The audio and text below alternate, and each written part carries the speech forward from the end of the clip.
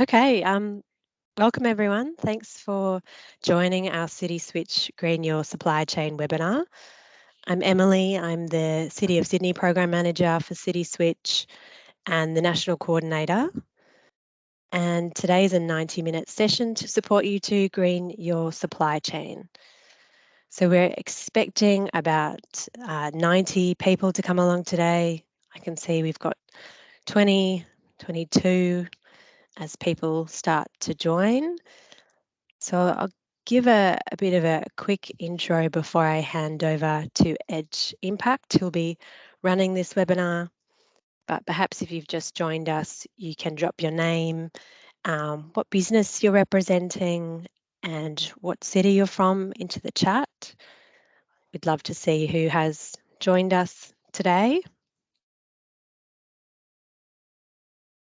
And I will just note that today's session is being recorded and we'll drop it up on our CitySwitch YouTube channel in the next day or so. So we've now got 30 who've joined us, which is fantastic. I might ask you, Sebastian, to flick over to the acknowledgement of country. I would like to acknowledge I'm on Gadigal country today and acknowledge the Gadigal of the Eora Nation as the original custodians of the local area that I'm on. I'd like to acknowledge their continued connection to country and pay respect to past, present and emerging leaders. I'd also like to pay respect to the traditional custodians of the country that you're on today. And yeah, next slide, thank you. So today we're talking about greening your supply chain. So hopefully you're familiar with our CitySwitch net zero pathway. Greening your supply chain falls under committing across your value chain. So towards the end there, and it was actually the third most popular area our business members wanted to focus on this year. So I do hope that you find this session both inspiring and practical to take the necessary steps in your business. To deliver this session, I'm going to hand over now to Nicole and Sebastian at Edge Impact, who are the experts in supply chain and sustainable procurement, and they'll take it from here. Thanks, Nicole. Thanks, Sebastian. Thank you, Emily. Hi, everybody. Pleasure to be here with you today. And thank you for taking time out of your busy days to join our webinar on greening our supply chain. I'm going to ask you all to firstly pull out your phones and please scan the QR code that's on the screen. You can use slido.com as well. And there is a number there that you can use to join this Slido because we'll be using that for polling and to get a bit interactive throughout the next hour and a half with you today. So while you're doing that, I'm just going to run through our agenda. We'll be doing a quick round of introductions and then jump into what sustainable procurement is and how that is relating us to greening our supply chain. Sebastian is going to talk you through how to understand carbon in relation to the supply chain and have a look at some typical emission profiles as well. We then have two co-facilitators from Dsquared and EcoVantage who are going to share with us some real-life case studies, which is excellent. And then we've got a good 15 minutes towards the end where I'll be talking you through the procurement cycle and how we can use the procurement cycle and those points of intervention to help decarbonise our supply chain.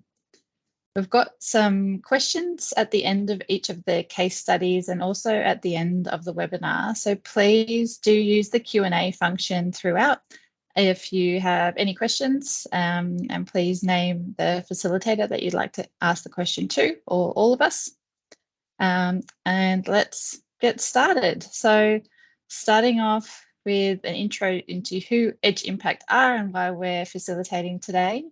We are a sustainability impact consultancy. We started off quite small in a Manly office, and we are now global with over 100 colleagues. We are all about science, strategy, and storytelling.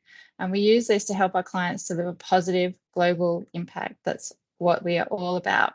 We like to walk the talk, so we're also Bird B certified, and we were one of the first organisations in Australia to have approved science-based targets. as well.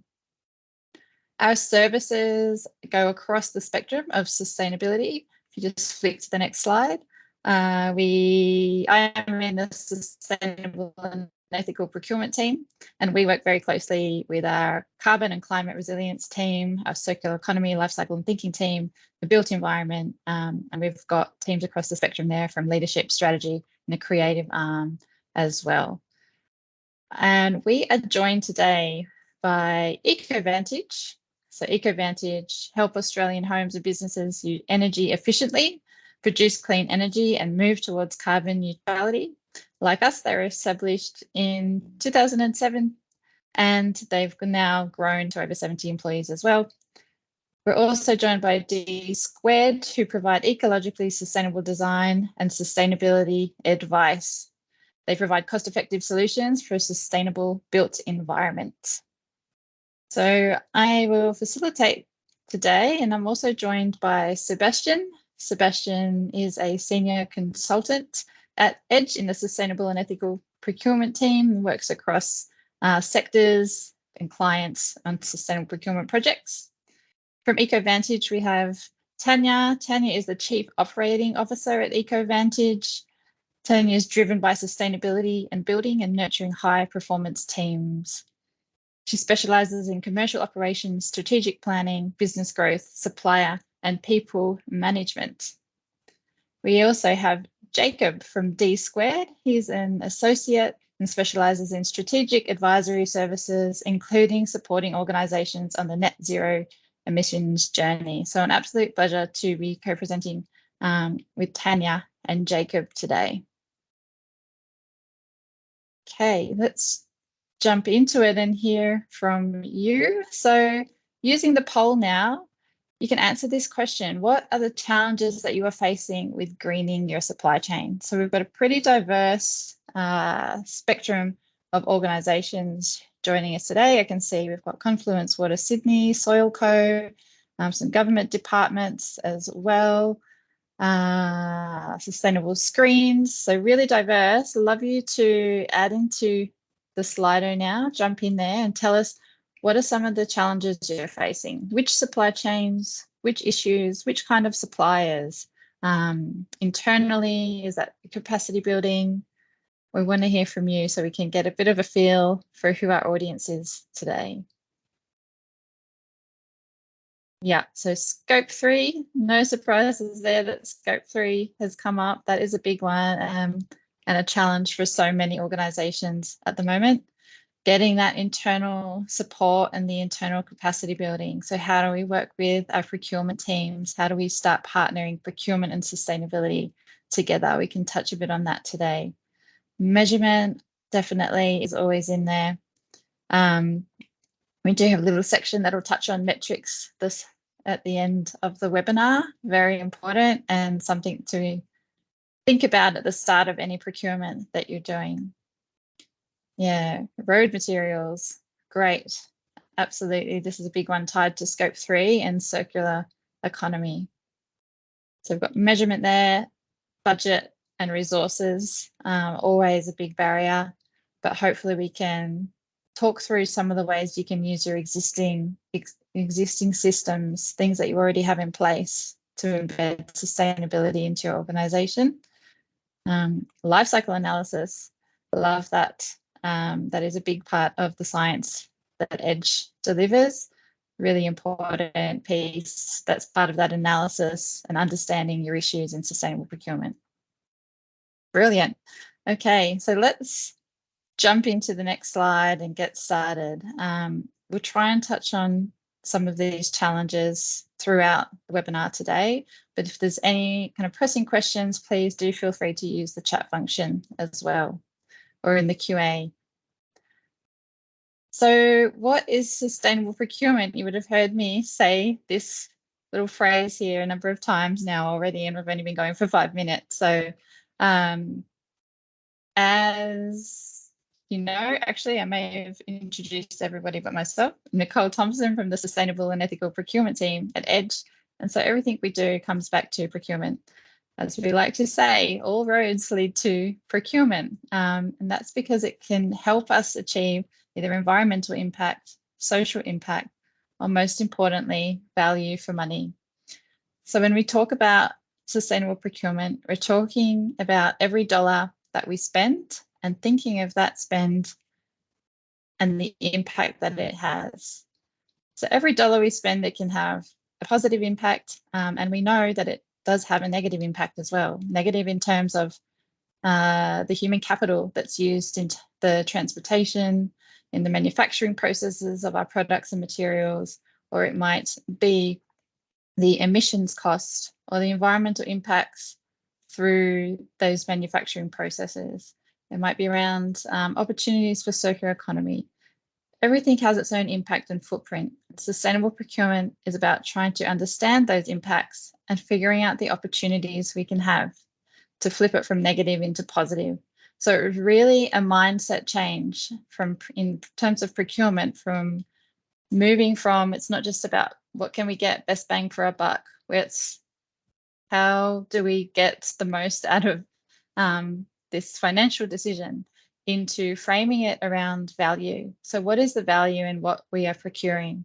And a great example here is a Victorian road that was being constructed, and they had to build a soundproof wall. So usually they would go to a typical construction material such as concrete, which we know has a very high embodied carbon footprint. Instead, they had to look at alternative materials, and they found that milk bottles actually can perform the same function. So milk bottles were collected from the community. So we've already got a bit of a social community connection there. The milk bottles have a much lower carbon footprint. And they also can be recycled at the end of their life. So this is where we've taken just a standard build of a soundproof wall, and we've able to increase its value, its social value and its environmental value. And that's just a perfect, nice little neat example of one type of procurement. So if we flick to the next slide here, ISO 2400 is the ISO standard for sustainable procurement.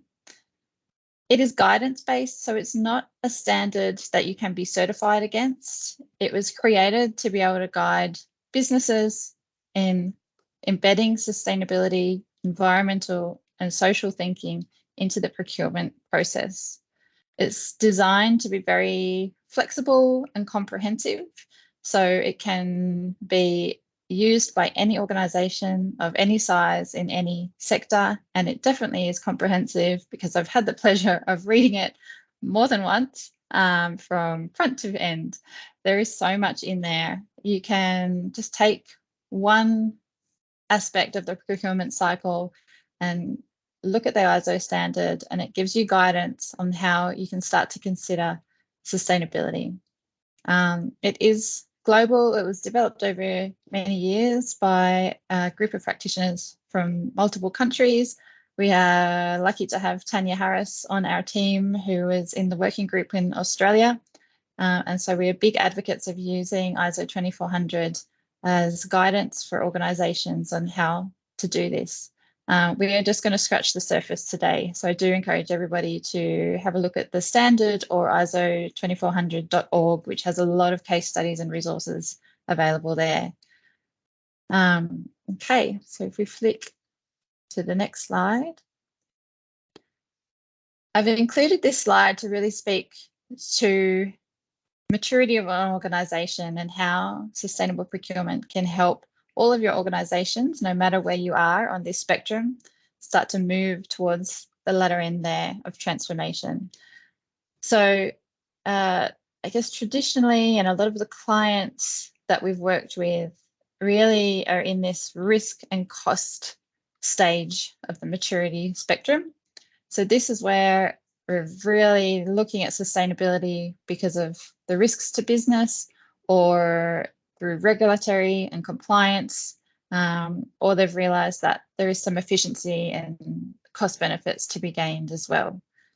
So where we like to think sustainable procurement takes us is into that more strategic approach, which also leads to business advantage, because you're moving to really thoughtful, strategic, the life cycle thinking You're understanding the risks and the opportunities and how procurement can help you achieve some of those sustainability goals and targets that your organization may have. And where we really want to help you move to is into that transformation. So industry leaders. So this is about not just responding in the moment to compliance or cost or risks, but this is about thinking strategically and who are those partners in your supply chain that can help you do business better and reduce your impact. Thinking long-term and setting goals or targets, which I know many of your organizations will have, and not just setting those goals and targets, but implementing them. This is really where the rubber hits the road, is procurement, when we're spending our money decisions for our businesses. So you're all definitely moving up the other end of the spectrum today because you're all participating in this webinar and learning, which is fantastic. So strategic levers are something that we all have in our organizations and something that is called out in the ISO standard for sustainable procurement. And these strategic levers are things that my organization may already have that are going to help you green your supply chain. In the ISO standard, so our best practice guidance, it talks about strategic levers as really being foundational to embedding sustainability into procurement.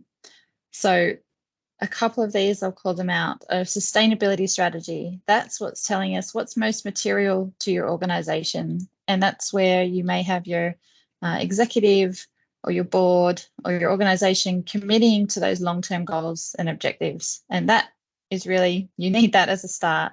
The risk management framework, this is something that we're all doing. Every organization manages risk already. And so it's something that you can tap into to help drive sustainability by understanding and identifying what those sustainability or environmental or social risks are and embedding them into your existing frameworks. You may have a sustainability policy, you may have, or hopefully you have, a sustainable procurement policy. And I'll just call that out.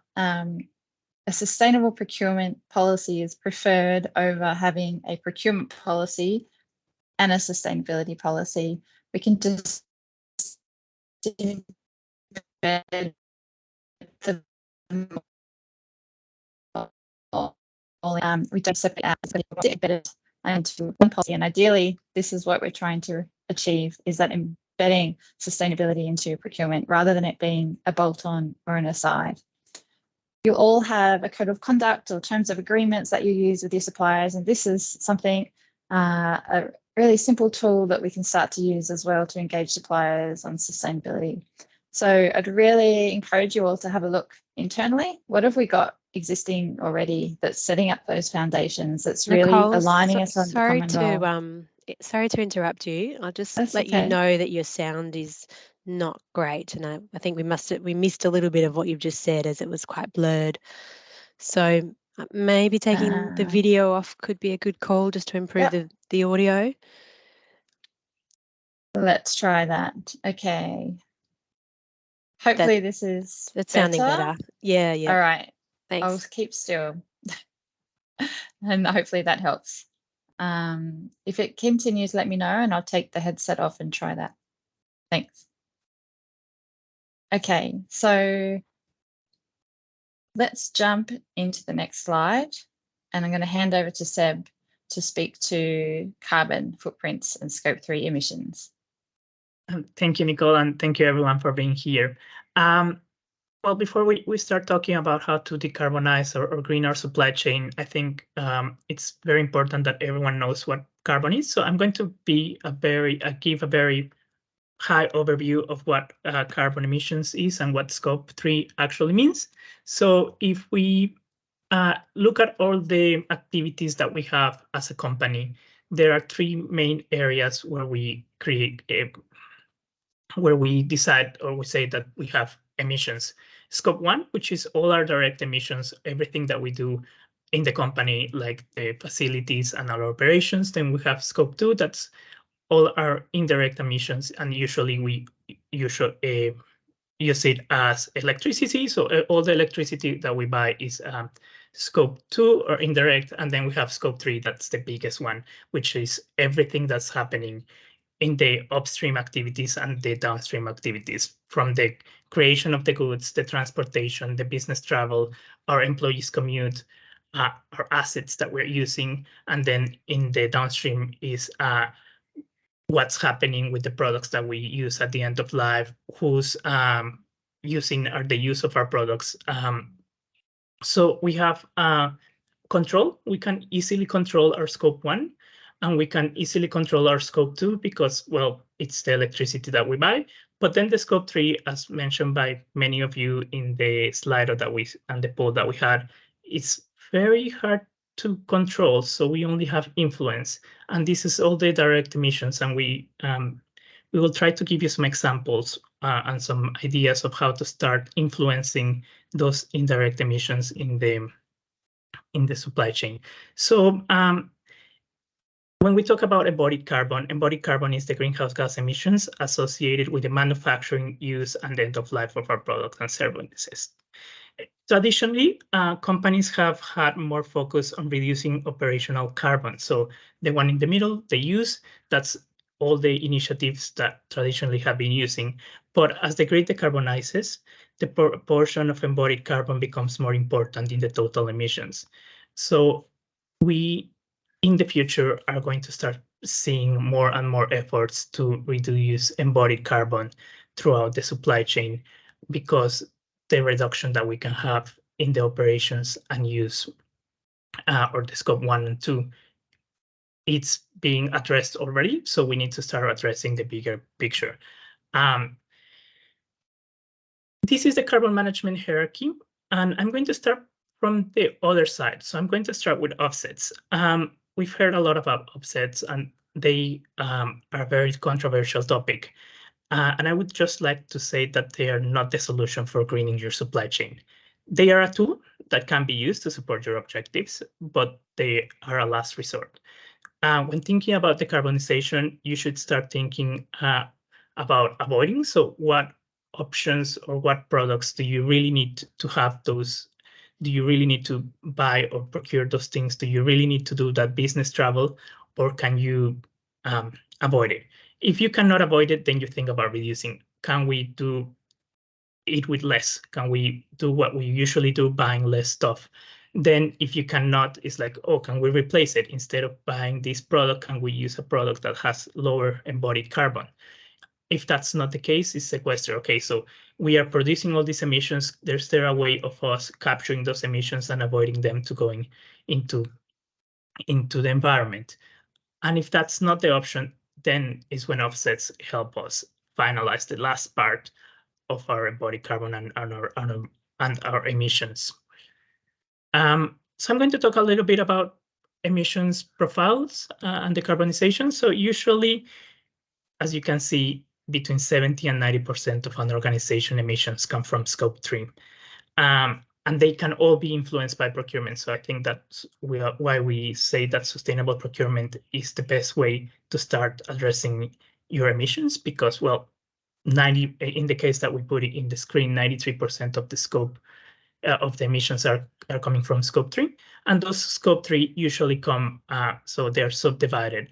So you have category 1, that's all the purchases, goods and services. So all the things that you use as a company. Then you have the category 2, which is the capital goods, or anything that can be depreciated, basically. And then you have, depending on the company, and this varies a lot, different categories about transportation, the waste of what's happening, how the products are being used, the end of life, or even the transport, the business travel, or the employee commuting.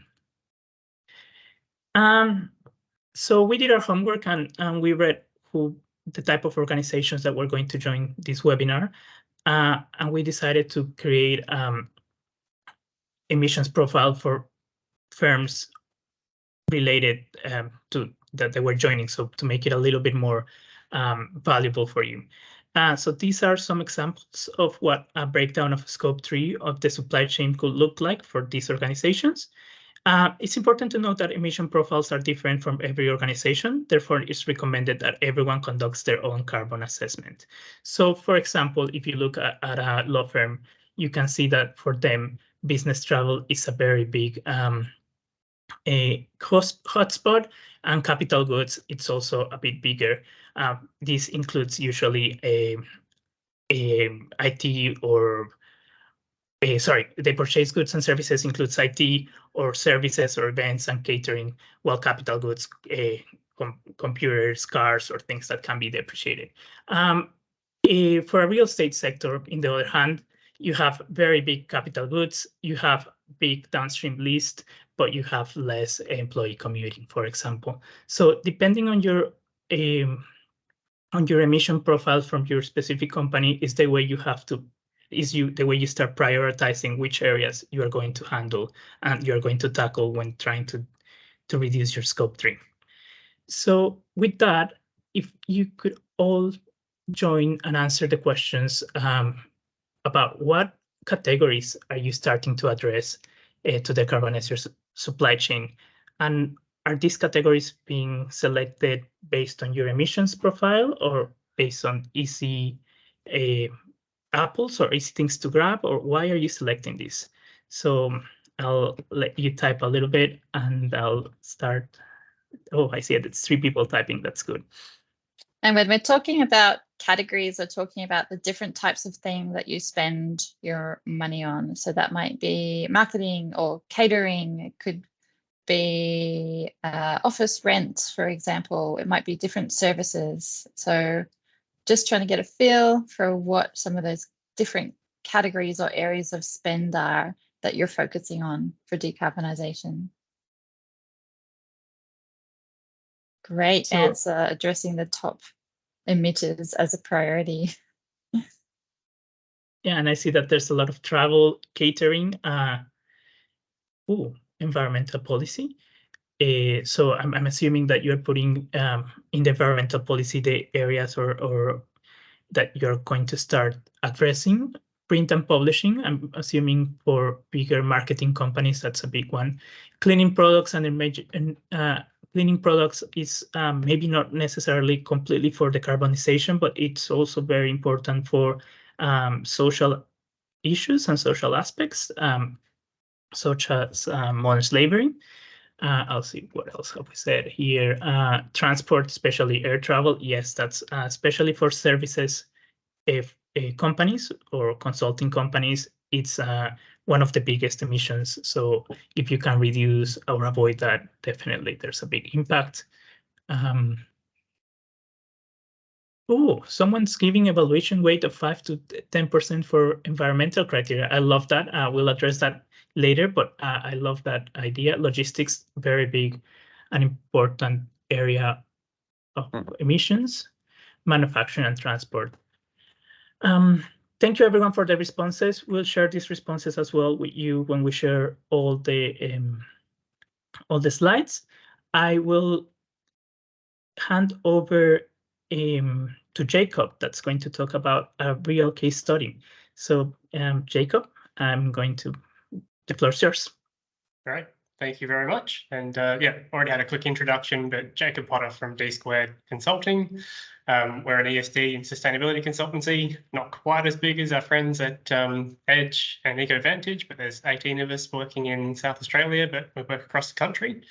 And we're really excited to participate in these kind of events. We've been kind of part of the journey for quite a long time now, carbon neutral certified under Climate Active, and we're also Adelaide's carbon neutral ambassadors. So we always like to share whatever we can with other organisations. Next slide. I just thought I'd start with a bit of a journey because there's always going to be a starting point, and just run through kind of where we started off from.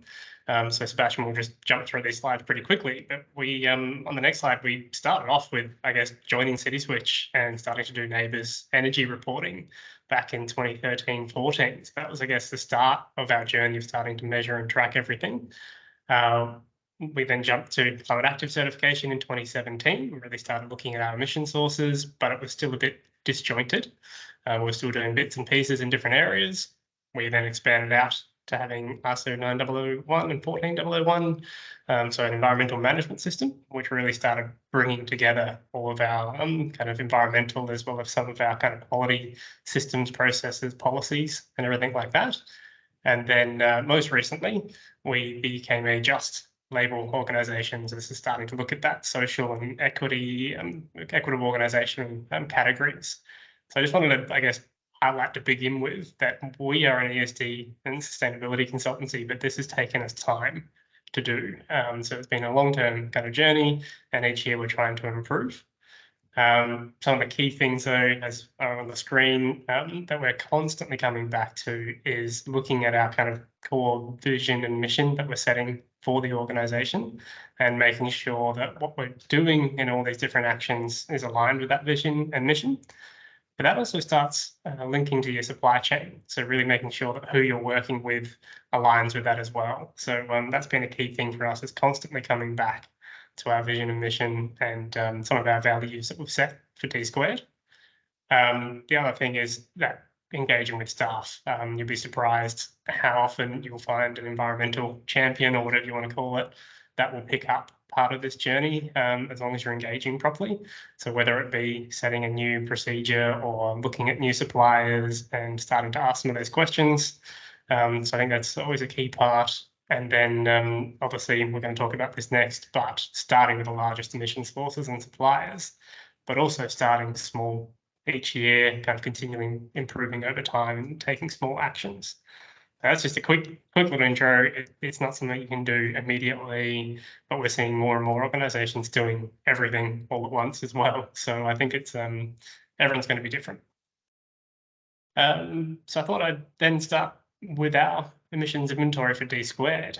So as Sebastian ran through, 70 to 80, 90% of scope 3 is becoming pretty normal. For us, it's up at 94% from a scope 3 perspective. And then we've got a very small amount of scope 1 and 2 that's coming into the mix. But you can see we saw staff commute jump up in that poll earlier. That is pretty much all of our transport emissions. We don't have any fleet vehicles. We all use our own vehicles. So then staff commute becomes a huge part in those kind of trips within the business. Professional services. We don't engage many professional services beyond our insurance and kind of banking services. So that's, although that's kind of a small part of what we have, it's a big part of our emissions profile. And then it really starts coming down to our kind of where we're buying our equipment and services from. Electricity's still in there at the moment, but there's some reasons for that, and then it gradually gets smaller from there. So we've been doing this since 2017. Each year we do it. It changes a little bit, and we bring in more data as we find it, or as newer standards are released. And each year it also changes with things like COVID impacting what we're doing. So this is our current inventory. I'm sure it's going to be next year. It's going to be different again. But we definitely see these top categories coming through most years. So on the next slide, I thought I would just jump into some of the things that we've been doing from a supply chain perspective.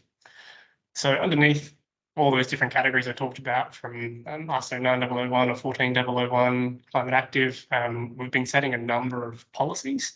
There's a discussion internally about whether they're policies or procedures. Regardless, what we're using these to, I guess, guide what we're doing when we're looking at our supply chain, when we're looking at kind of equitable purchasing, modern slavery, looking at who we're purchasing from, whether they're local, all these kind of topics start coming into it.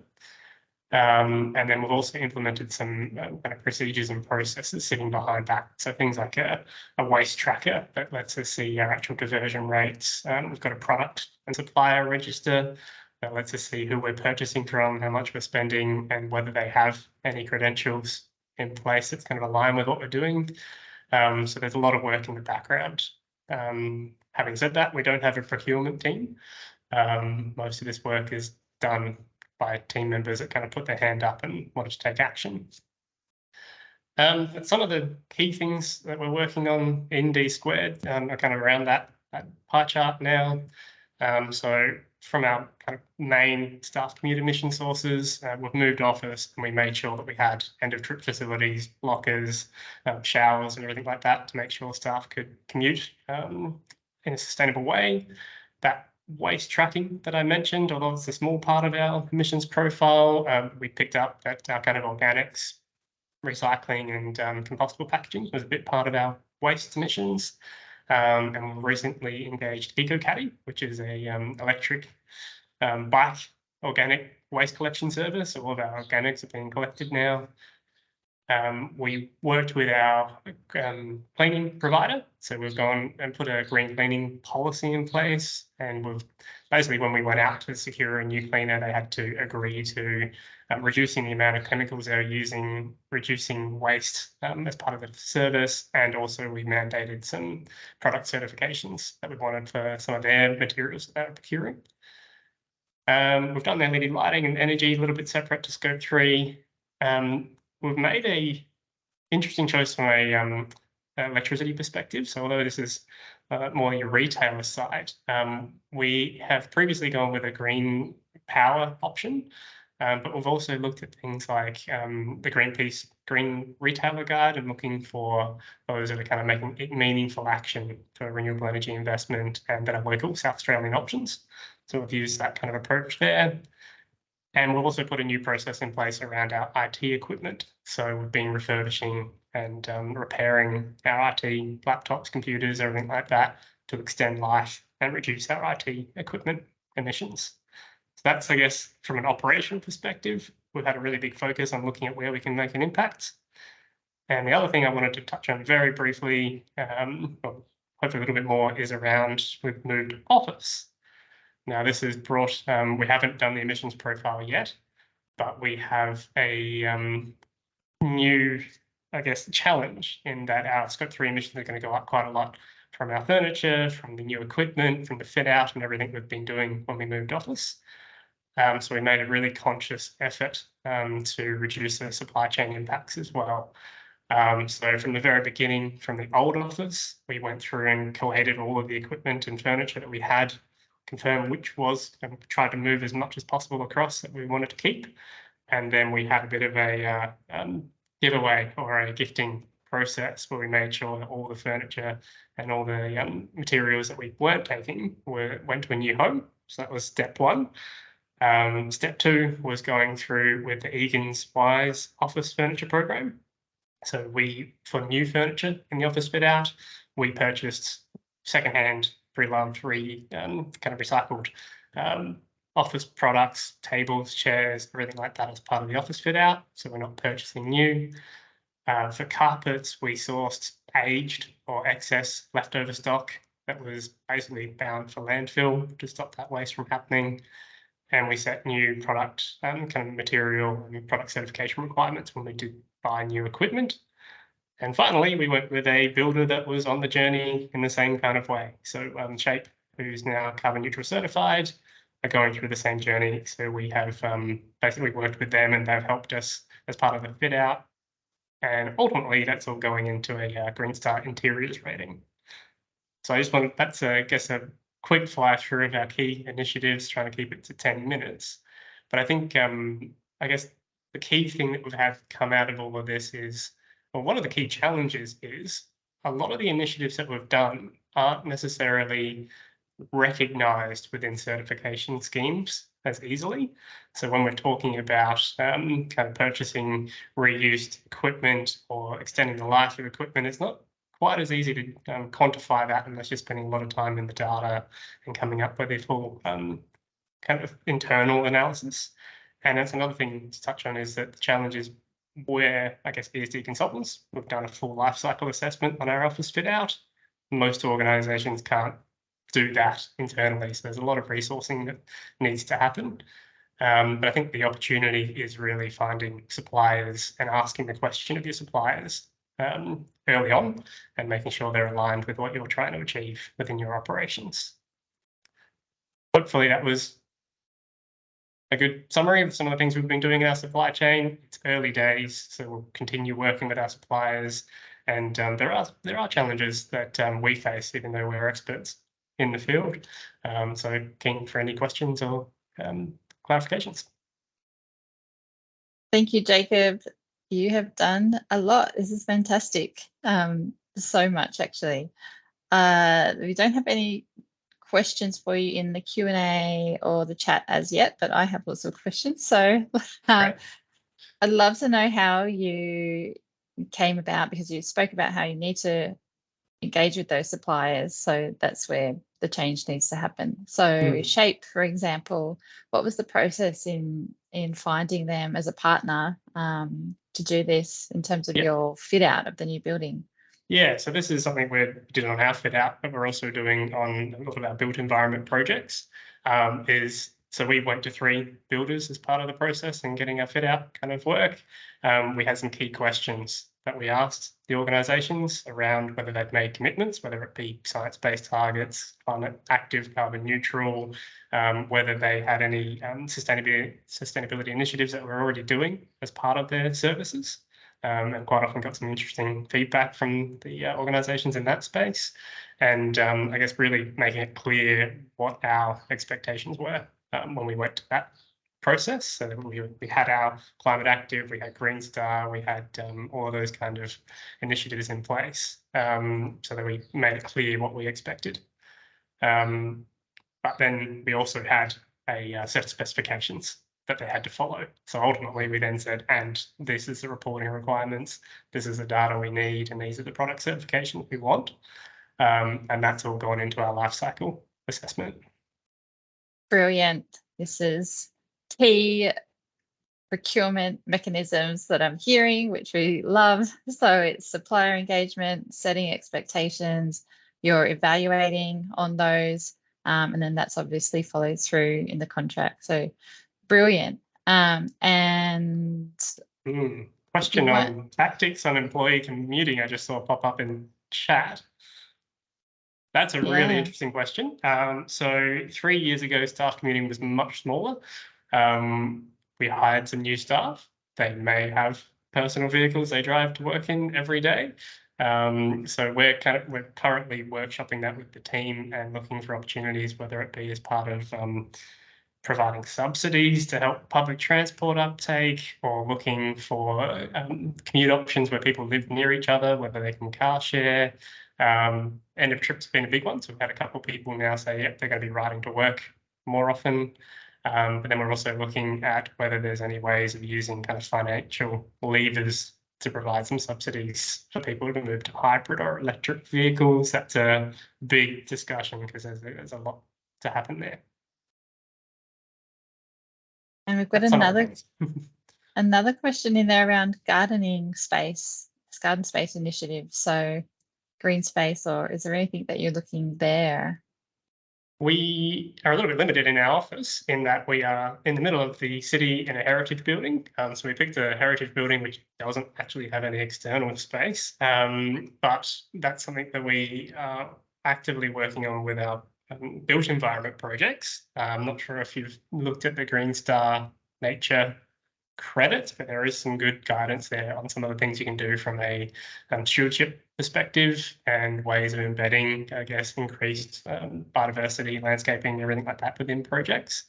And then obviously Climate Active had a draft, I guess, tree planting guide on ways to help quantify carbon sequestration. There are some opportunities to, I guess, start calculating and self-quantifying if you're doing tree planting projects to help kind of do some sequestration and provide biodiversity outcomes. Yeah, so definitely everybody, like there's so much guidance out there. Green Building Council, ISK ratings are full of resources and information to help guide you on this. And we will be providing some resources through Emily at CitySwitch with lots of links as well. Brilliant. So any more questions as we go, please do pop them in the Q&A function, and then we can come back to them at the end as well. But thank you so much, Jacob. Like, that is just beautiful examples throughout all of your Scope 3 emissions there. And we'll talk through now the procurement cycle, but I think you've really covered off the procurement cycle well and that prioritisation piece as well. Great. Thanks, Nicole. Thank you. Okay, so we all procure, we all spend money on different products, services, and materials, and we're all using similar processes and similar mechanisms within our organisations. So while we all do it slightly differently, there are those key 3 stages to the procurement cycle that we all use. So plan, source, and manage. So they've got a lot of points here. If you start flicking through the slides, Sebastian, which we can all draw on, and I'm going to touch on some of these throughout. We'll share the slides at the end, and please come back to us if there's anything in particular that you would like more information on. But really, this is just to show that there are these key mechanisms, decision-making points that we all have that we can all use. We touched on at the start those key levers. So by having those foundations in place, policies, guidelines, frameworks, and strategy, that really sets us up with that common goal. So we need to be saying from the top, this is what's important to the organisation. These are our sustainability issues or goals or targets that we are committed to. And so that's a kind of lighthouse that we're working towards and that we need to start considering in procurement. So when we think about the plan stage, we're really assessing, okay, first of all, if we look at the hierarchy, do we need to procure this in the first place? Do we need it? Is there other options? Is there anything that we have internally that we can use? Sometimes there are options if we ask the question rather than jumping to purchasing. But of course, sometimes we do just need to spend money on whatever that is for our own business function. So in the planning stage, we talk about prioritization. So this is thinking about what is material to our supply chains. What are those material risks? And we need to take the time to consider this and consider that risk assessment. And this is where life cycle analysis can help if you get external help, as Jacob spoke to really understand the impacts of our products and materials. So I'll talk you through a process for this in a minute, because it's a little bit detailed, but really the key takeaway here is to just think about, before we purchase, what are the sustainability issues that we need to think about? What are those priority sustainability issues? And I can tell you now that carbon will usually be one, and that's where a lot of us are here too, to really think about those scope 3 emissions. So by taking the time first to think about what the key environmental issue is for that procurement, when we go into the sourcing stage, we know what should be a priority and what we're communicating to our suppliers. So as Jacob said again, he set the expectation. We know that carbon is a key issue for what we are about to procure. And so we want to set the expectation with our suppliers that we want to see, what are they doing as carbon? Are there carbon alternative materials? Are they calculating their own emissions? We'll go through some of these examples later, but it's really about setting those expectations and asking suppliers on these key issues that we've identified in the planning stage. There are many touch points during that procurement process, as you can see in the long list there, where we can start to embed carbon or sustainability issues into the procurement process to help us green our supply chain. So this could be specific specifications for products. It could be setting minimum standards. It's where we're embedding those asks of our suppliers into the tender and the contract and the evaluation process. Moving into the managed stage, this is where we try to take some of those expectations and those questions of suppliers around what they're doing in carbon, for example, and we include it in the contract or the ongoing supplier performance reviews, or just that ongoing dialogue with suppliers. So you will hear me talk about supplier engagement and relationship management throughout this, but it is so important because we've got this shared risk with our supply chain and we can't do it individually. We really need to be doing this in partnership with our suppliers. We flick to the next slide. Prioritization. So if you do an emissions footprint, as we've seen with some of the examples, we already know that Scope 3 will come out as the biggest contributor to all of our businesses. This is all of those materials, products and services that we're spending on in our supply chains. So first of all, acknowledging that that is very overwhelming and that there's a lot to do there. And so to get over part of that overwhelm, or how do we eat the elephant? We eat it at one bite at a time, and we need to prioritize those bites. So that is where really trying to understand the footprint and the different risks and the opportunities to influence those risks comes into play. And it's important, if you haven't yet, to take the time to do that process and to do that understanding. You can do it internally using external publicly available information, because there is a lot of information out there on the emissions of certain products, materials and supply chains.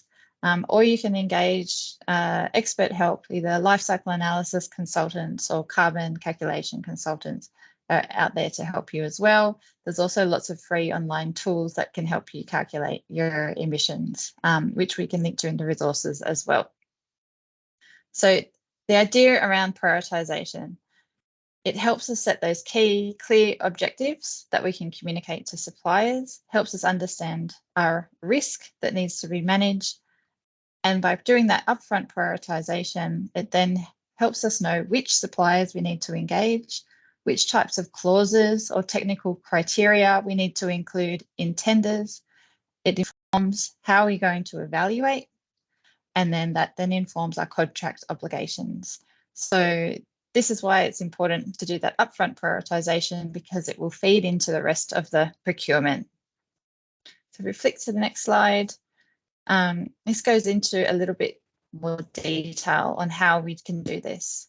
So if you are looking at what your organization spends your money on, you want to look at that spend category level and figure out what is made up of what those categories are made up of. So what are the types of projects, different materials, where are they coming from? What are the types and sizes of suppliers that we're engaging in? So we're trying to map and understand our supply chain. By having that insight into what makes up the supply chain, then we can then identify those key issues. So what are the really high impact embodied energy materials that we have, or those maybe key issues such as packaging that comes with some of the products we're procuring, or as Scope 3 tells us, we've got a big impact here with travel, etc.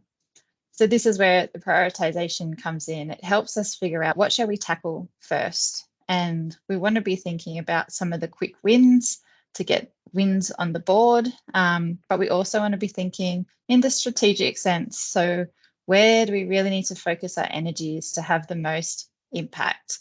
So we know that travel is the biggest piece of the pie for our footprint. So what can we do? What's the kind of policy that needs to come in, and how do we engage with suppliers on options for carbon offsets, for example, for flights?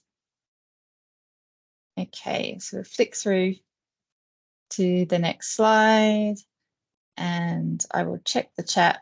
Please, I'm going to assume, because no one's told me otherwise, that my sound is cooperating. Great, good. Phew. So this is an example of a risk and opportunity map.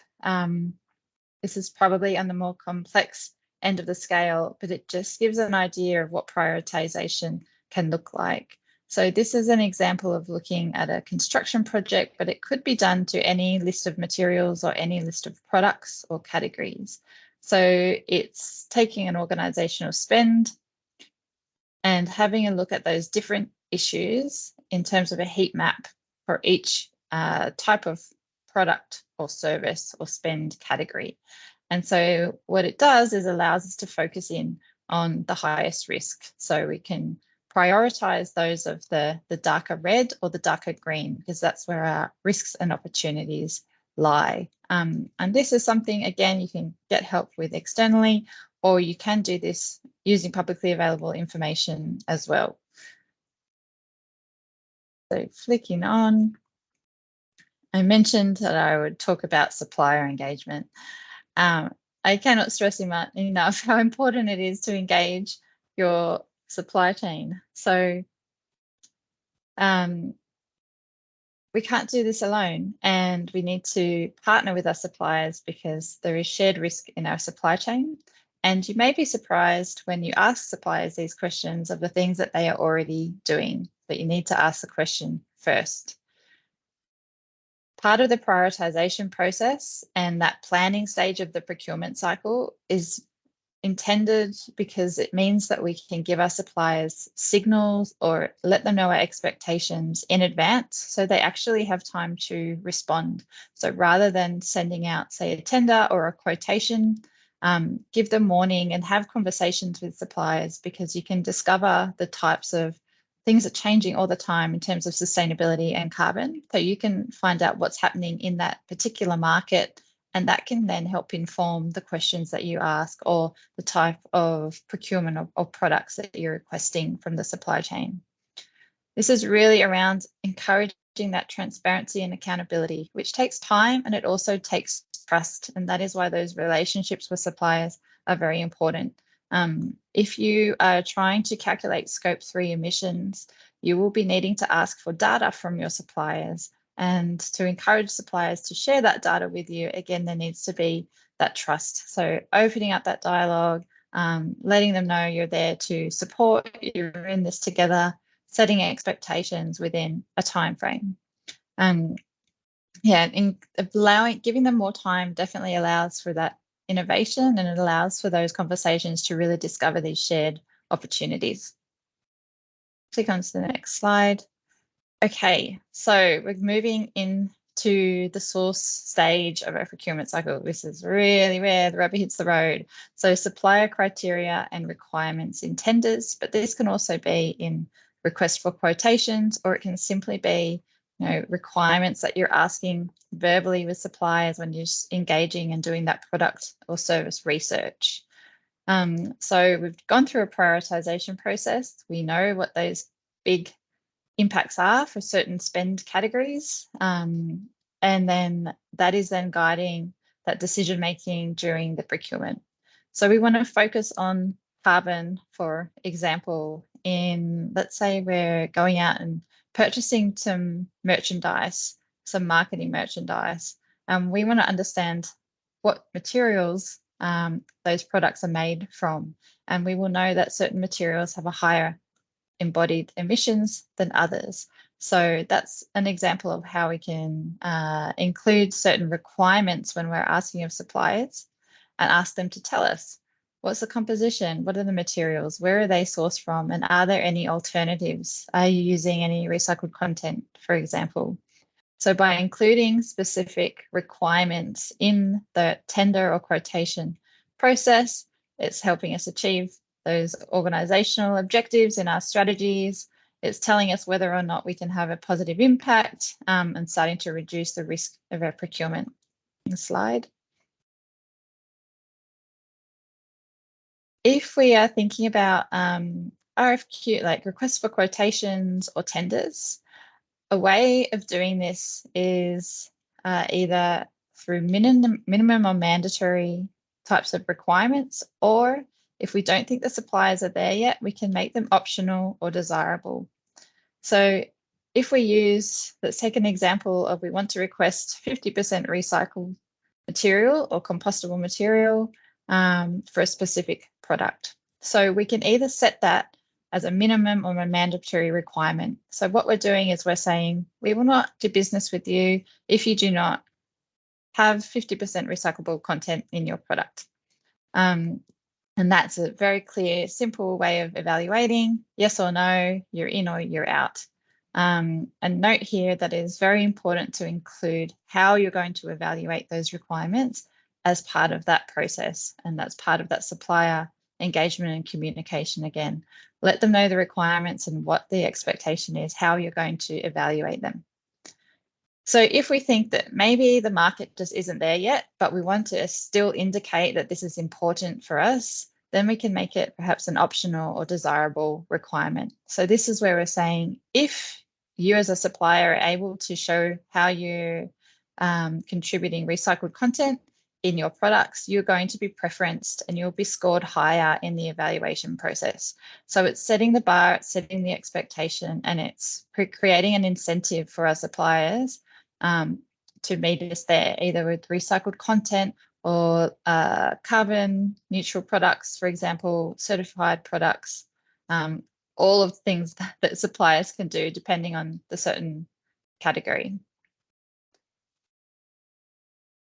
Okay, so a little recap here. We want to establish the sustainability priorities in our procurement, which then helps us assess the different options during the procurement. What are the things we're asking of our suppliers that helps us reach those sustainability objectives? And then that then leads into the evaluation, so the checking and the measuring. So have our suppliers been able to meet us, and then that creates our impact through procurement. Okay, and a quick note on that supplier engagement. Obviously, we can't be having nice lengthy conversations with all of our suppliers. This is again around who is the priority. So the more complex a procurement, the more complex the spend is or the category is, then that's where the level of engagement needs to increase. I'll click on to the next slide. Right, I'm going to hand over to Seb now to talk through an example of how we can do this in the procurement process. So I'll go very quickly. Thank you, Nicole. Basically, this is a recap of everything that we've been talking in a specific example. So let's say we're a marketing firm, and the first thing that we need to understand is to locate our most carbon-intensive supply chain activities. It can be the transport, it can be the manufacturing of the printouts that we send, it can be our electric supplier or utilities, or the end of life of our products. So let's say we identify that it's the manufacturing, and then we locate the products and services that are the most intensive. In this case, it can be the marketing and printed materials, the office stationery, the computers and electronics, or the catering. So let's say we say it's the office stationery, and then we develop a checklist to understand the embodied carbon of the products, and it applies. And then we start considering things like, do these chairs that we just are thinking about procuring, do they have a life cycle assessment, or do they have any related eco labels that we can think of? Do they have environmental or product declarations or EPDs, or they have data on the footprint? Are there any material or alternatives that can be used instead of the ones that we're thinking that are more sustainable or that have less embodied carbon? And finally, we can think, okay, do they have recycled content, or can we choose other chairs that have more recycled content, are 100% recycled compared to these ones that are made out of virgin material? Once we've done that, we go and assess this against our sustainability objectives. So we have communicated this to our suppliers, and these are our strategies, our objectives, and then we give a weighting to those decisions.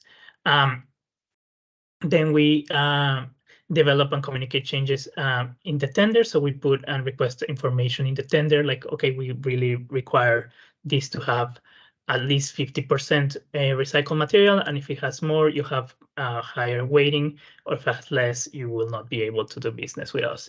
And then you can plan the interventions in order to reduce operational carbon. So there's two paths that you can take. You can think about, do we need to use as much material or as much virgin material? Can we reduce the amount of chairs or tables or things that, or the sizes? Or if that's not one path, then you can go to a second piece in the carbon hierarchy, saying like, oh, are they materials? Can we replace it with materials that are more recycled, or can we replace them with materials that have less embodied carbon? So this is a basic idea, a summary of everything that we just talked about in a specific case, but basically you follow these 6 steps in order to start thinking about reducing your or greening your supply chain. And it's important to mention that in step 1, you have to select the category or the supplier or the product that is material to you. That's important You cannot do this to every single product in your supply chain because you get overwhelmed and the impact is going to be very low. Nicole, back to you. Thank you. All right, so just ending on this, that the most important tool is data, and that all of this, asking those questions and expectations gives us that improved data, which helps inform our baseline and transparency of supply chain, which is really what this is all about. So understanding the impact of the supply chain, and that will eventually allow us to measure our progress over time. If you go to the slide. This is a quick snapshot of what to ask for. When we're talking about scope 3 data, we can look in the right hand there where really it can move from simply of the cost of the goods sold to emissions specific factors from industries, and then all the way up to, say, third-party verified EPD, which is really the creme de la creme. So if we think of 3 things that we can start to ask our suppliers, it's really around total emissions, do they have any targets, and are they calculating their scope 3? All right. We have touched on a lot of barriers, so I'm going to skip to the next slide because we have got Tanya, who's got a great case study to share with. We can come back to this slide, I think, at the end. This is a nice recap of how to start. Really touching on the prioritization process and then all the way through to the supplier engagement. And I think we've touched on a lot of that already. And I think so we've got some examples already in there of our Slido. So what are you already doing to green your supply chain? We've got a few in there already. Eco-caddy, changing over to cleaners, transport options, a big one because we know that travel is a big footprint for all of our scope 3 emissions, and having a look at caterers, who's local, seasonal foods or vegetarian. So please feel free to type in any other examples of what you're already doing. Yeah, and just being conscious of time a little bit, we will share these answers with you. It's always very good to know what your peers are doing and maybe to get some inspiration. So please share it, put it in the poll, and we'll send it back. But I am going to hand in to Tanya, which is from EcoVantage, and she's going to talk about another very interesting case study. Tanya, the floor is yours. Thank you very much, all. And just to touch on the slides as well, they are a very rich set of slides, and I think anybody who's attending today will be able to leverage these and really hit the ground running as well. So thank you very much for pulling that together. So as I've been introduced, my name's Tanya Oldacre, COO at EcoVantage. And just a little bit about us. EcoVantage was established in 2007, and our founder, Bruce Easton, is actually still part of the company. We tend to work primarily on the east coast of Australia, we don't have an office in Tasmania as such as yet. We're also in Adelaide. So Queensland, New South Wales, Victoria and Adelaide, we have offices. And our organisation essentially exists to help householders and businesses become more energy efficient. And as part of that, not only are they reducing their bills, but also their carbon footprint along the way. So our business tends to work within the state and federal schemes. And many of you out there may have had solar installed or may have had a lighting upgrade, and you'll be familiar with the rebates that become available for those that actually leverage some of the upgrades in those schemes. So to unlock those rebates, essentially what we do is audit the work that has been done out in field and make sure that that's actually done to the standard that's actually been set by the regulator. So being around for as long as we have, we absolutely need to walk the talk. As part of what we do with those Australian homes and businesses, we can not only help them improve their energy usage, but help them produce energy, store energy, and also help them along their carbon neutrality journey. When Bruce first sort of started out and set some business goals, one of his business goals was actually to abate 10 million tonnes of carbon by 2025. So you'll see on the screen there, we're actually not too far away from hitting our target, and we're going to hit that early. So we feel by the time we reach the end of this calendar year, we'll have actually achieved that carbon abatement in 16 years. So if we move on to the next set of slides, a little bit more about the expectations of us needing to walk the talk. Because we're a business that helps others save energy, it's absolutely expected that we would do the same, and we're very passionate about that. So right from the very beginning, when we recruit, working at EcoVantage, you're an eco-venger, and we really talk to our values, and that is to act eco. Act being we're accountable, we care, and we have respect for one another and the planet. We work as a team, we focus on the environment, we want to initiate change, and we also want to work as one world as well. So right at the time that we first engage people to work at EcoVantage, we're attracting people that are like-minded and also on a similar journey, be it in their own personal lives, but also want to work in these types of industries as well. So EcoVantage did start out in the very beginning doing scheme activities such as upgrading lighting, and I noticed on Jacob's slides he actually had on his LED lighting upgrades as well. So there's also things like insulation, but really we've seen an uptake in and an expansion of those schemes really, where we see solar, batteries, things like water pumps, heaters, encouraging people to find ways to not only save energy but reduce their carbon footprint as well. So as we're looking at these particular slides that we have here, we're on a journey just like everyone else, and although we've been around for quite some time and we're a green organisation as well, our journey really started officially, I suppose, in 2020, 2021, when we became carbon neutral under the Carbon Active banner. And whilst we're in the business of helping people save energy, just like everybody else, we have Scope 3 emissions that are some of our biggest challenges. So when we look at some of our emissions over the last 3 financial years, you can see our Scope 1s. Scope 1 ones are very small. You won't see anything there for Scope 2 because not only do we try to capture our own energy where possible, store it and use it, we also have carbon offsets for our energy as well, on top of using green energy providers. So for us working in the energy industry, it's very important that we actually nail that one as well. So some of our biggest areas that we would spend in our Scope 3 emissions are very much the products, the actual products that are acquired in order to do retrospective upgrades and fitting of people that maybe need shower head replacements so they use less water, lighting upgrades, so whether it be purchasing of lighting or heat pumps, there's definitely the manufacture there of heat pumps.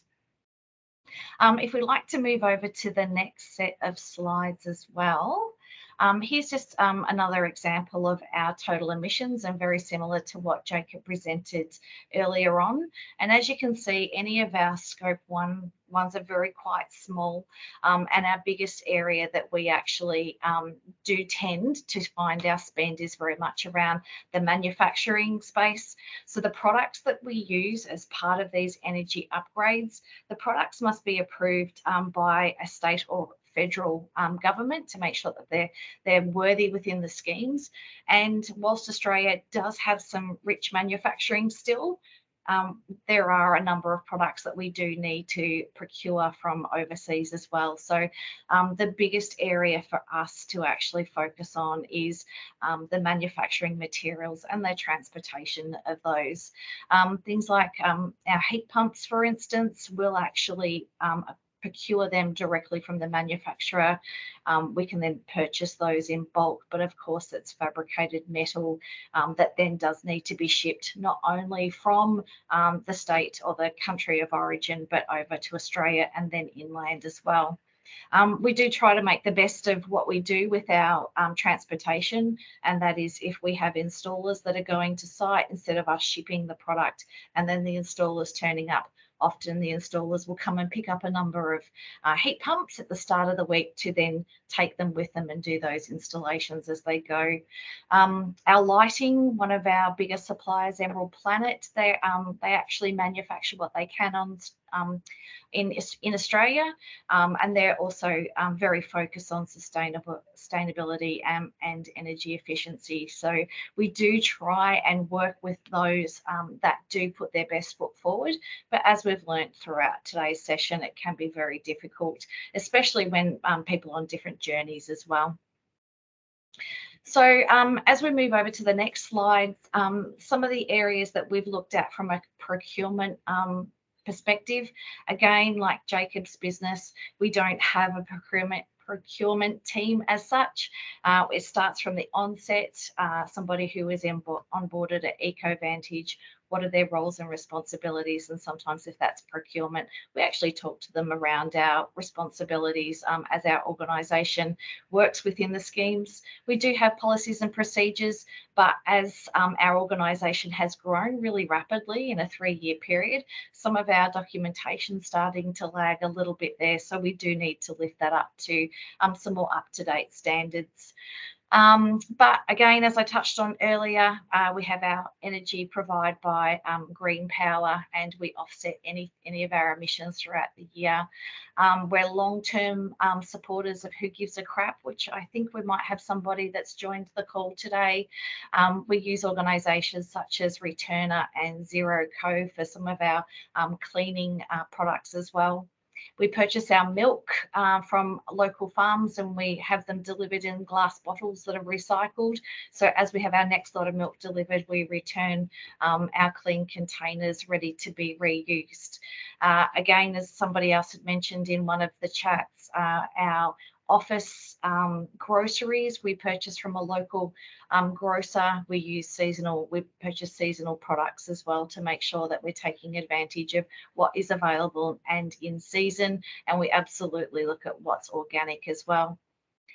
Most of what we do is online and is technology based, so we really don't have a lot of need for paper. Our paper that we do purchase, of course, on any of our stationery, if it's not recycled material, it's reused, or essentially we don't tend to print a whole lot. Batteries that we use in our technology, we collect our batteries and we recycle them. Similar to Jacob's story, our furniture, we do try and use as much of our furniture for as long as we possibly can, source secondhand where possible, and if we do actually buy something that's new, we do try to find somebody that is on a similar journey to ourselves as well. A couple of little things that we did during winter, we have things like crock pot lunches for the team as well. So if we do come into the office, we share ingredients in a crock pot and make lunches for everybody. So it's a nice team building thing, but again, it's one lunch that we're all making together as well. And where possible, some of our landlords as well, we've been able to ask to put solar on the roofs if it didn't already have solar. One part of our offices, we're looking at putting a battery as well to store our energy. When we've moved, we've made sure we've had plenty of natural light as well. We've done our lighting upgrades. Where we could, we've installed our heat pumps as well for energy efficient hot water.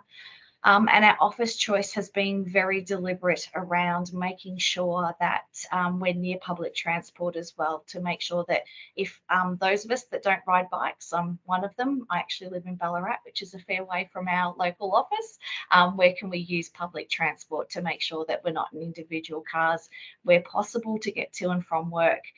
And another little thing that we did start with our new HR manager when she came on board a little over a year ago, we have a little welcome pack to our new employees. And we give them things like a keep cup for their coffee.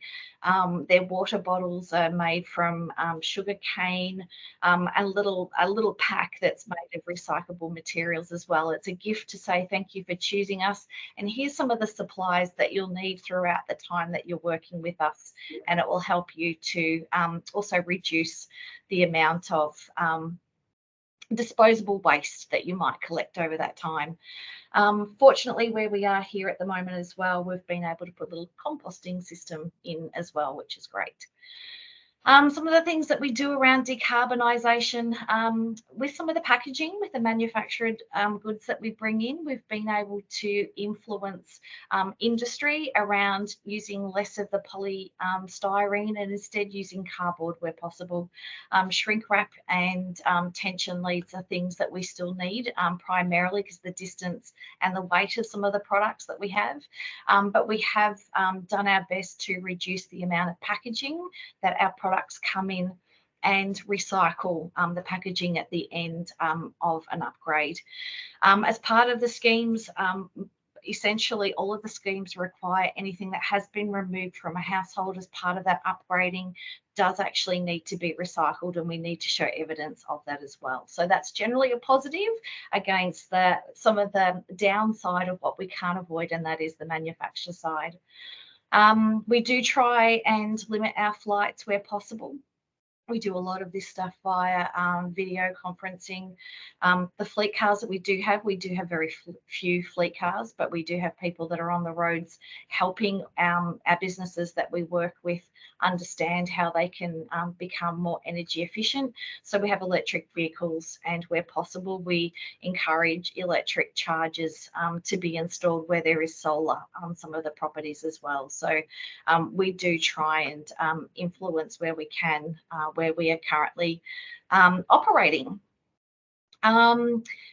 Also, one of the bonuses that we have for some of our employees as well is we can help them with incentivising some of their own personal upgrades. So if they're working from home, help them with their solar journey or installing their heat pumps or their lighting upgrades as well, which is a nice little perk.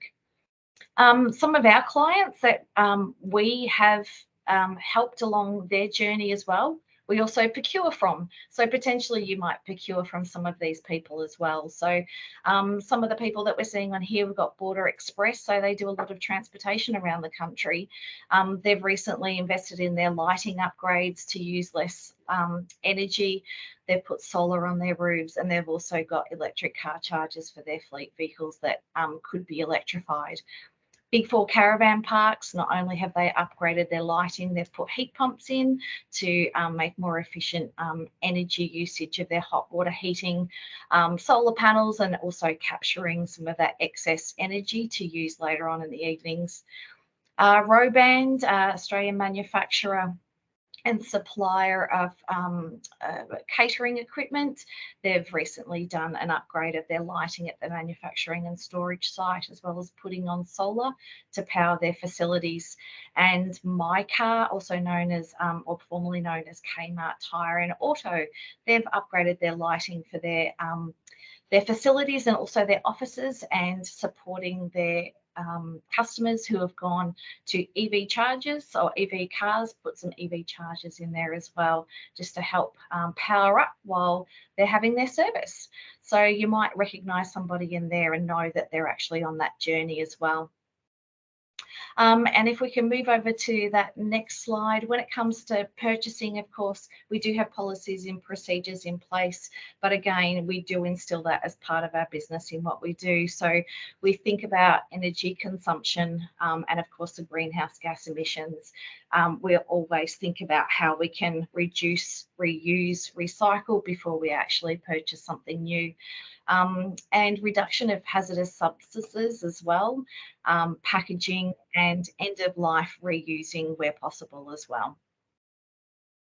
And then finally, moving over to our final slide, some top 3, I suppose, hints and tips from ourselves, and a little bit left field thinking.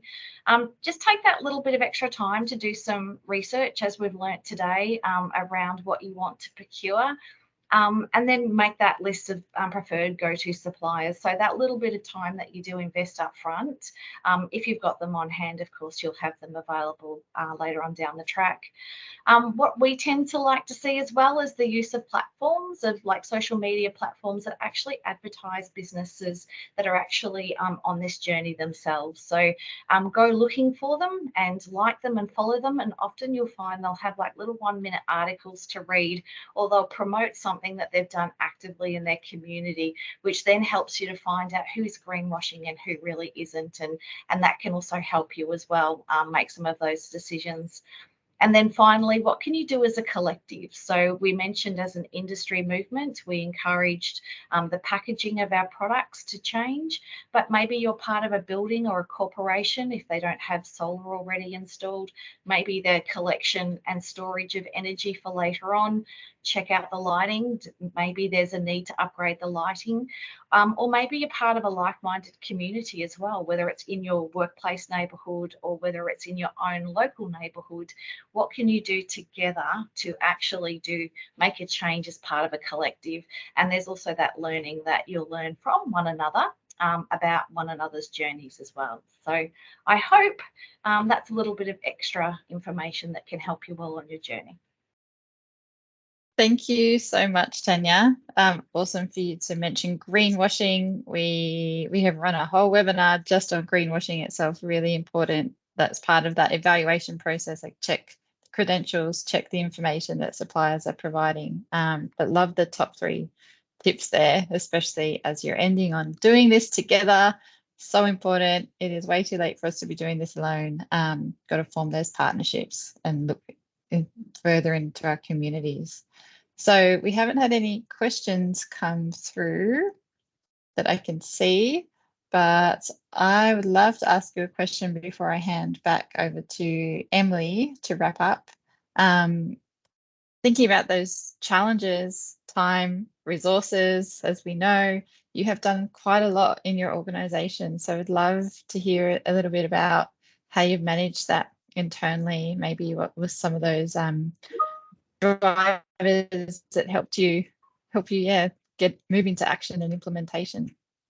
It's definitely the people. It's the people power and the like-mindedness of those that we recruit. So we have people that have joined our organisation or have been part of our organisation thinking green and wanting to do what is possible to reduce global warming is absolutely front of mind for our employees. So each and every one of us brings something different to the table. Whenever I walk the dog or walking into work, I'll pick up rubbish with a bag and a pair of tongs as I walk along. Somebody else is a vegan and provides all sorts of recipes that are absolutely amazing to eat, that to share and help us encourage to reduce the amount of meat we might eat. Our marketing team, who's put together our slides and has also helped us with our welcome pack, they've done a lot of research into various companies that can provide materials that we will use not only for our employees, but maybe when we see clients and customers and things. So every single person in the organisation contributes something in some way. We also have like a little chat function as well, and we share ideas and photos and things. So one, we'll see something and we'll go, we'll adopt it locally, or we'll take it home with us as well and adopt it at home. Brilliant. Thank you. Yep. Find those internal champions, find your allies within your organization, and yeah, get going. So thank you to our co-facilitators. I'm going to hand back to Emily now to wrap up and just speak to what's next for CitySwitch. Amazing. Thanks, Nicole. There are a couple of questions in the chat from Georgina and Lara. So apologies, we'll have to get back to you via email. We don't quite have time unless, Nicole, you can answer those in the chat as I wrap up. What's next for CitySwitch? We've got an event in Sydney next Thursday, the 30th of November in Kirribilli. So this is the end of year celebration and networking event. We'll also hear from a panel. So we'd invite you to come along to that if you are based in Sydney. And not up on the screen, but coming soon is an opportunity to connect locally in Melbourne as well, which will likely be early December. You can keep an eye on our CitySwitch website under events for these details. So it's cityswitch.net.au to register. And Edge are also supporting us with some written guidance on this topic. So due to be published early December is a Green Your Supply Chain 101 guide. We've got a guide to support you improve the capability of your procurement teams. And lastly, there's a list of existing tools that you can link to support you with this topic. Again, check out the CitySwitch website for these, and also sign up to our monthly newsletter where we'll publish them as well. Dsquared and EcoVantage alongside MI Global have kindly put all of this wonderful knowledge and first-hand experience into a case study for us, and that will also be up on the website in the coming weeks. And then don't forget, if you would like to learn from others, that's what CitySwitch is all about, that peer-to-peer learning. So reach out to your program manager if there's a particular member, perhaps in your industry or sector, that you think you could learn from and connect to. So just a final thank you. Thanks to Nicole and Sebastian for leading this session. It was fantastic. I hope everyone got a lot out of it. And to Jacob and Tanya for sharing their experiences and journeys to green their supply chain. You will see a QR code up there at the minute. This is a 3-minute survey to help us improve on these sessions. It is really important that we get your feedback and understand what you found useful and what we can provide in the future. So please take the time to use the QR code. And I'm also just going to drop a link into the chat that you can use to access that survey. But otherwise, we'll leave it there. So thanks again for joining, and have a wonderful afternoon. Okay, thanks, all. Thanks, everybody. Thanks, Emily. Thank you. Katie. Thanks, Jacob and Tanya.